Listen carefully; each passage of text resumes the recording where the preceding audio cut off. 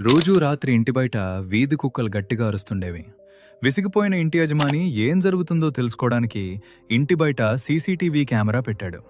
మరుసటి రోజు ఉదయం ఫుటేజ్ చూసి అతను షాక్ అయ్యాడు. ఎందుకంటే ఇంటి ముందు కట్టేసిన ఆవు దగ్గరికి ఒక చిరుత వస్తోంది.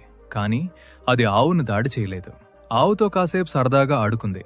ఇది చూసిన యజమాని ఆ ఆవు పాత యజమానిని కలిసి నిజం తెలుసుకున్నాడు.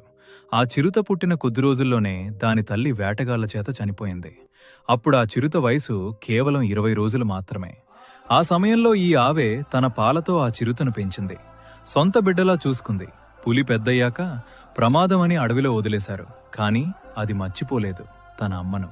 అప్పట్నుంచి ప్రతి రాత్రి వచ్చి ఆవుతో కాసేపు ఆడుకుని అక్కడే పడుకుని ఉదయం అడవికి వెళ్ళిపోతుంది. చిన్నప్పుడు కథల్లో విన్న ఆవు పులి కథ ఇది నిజంగా జరిగిన కథ. దానికి ఆధారాలే ఈ ఫోటోలు. Download ShareChat.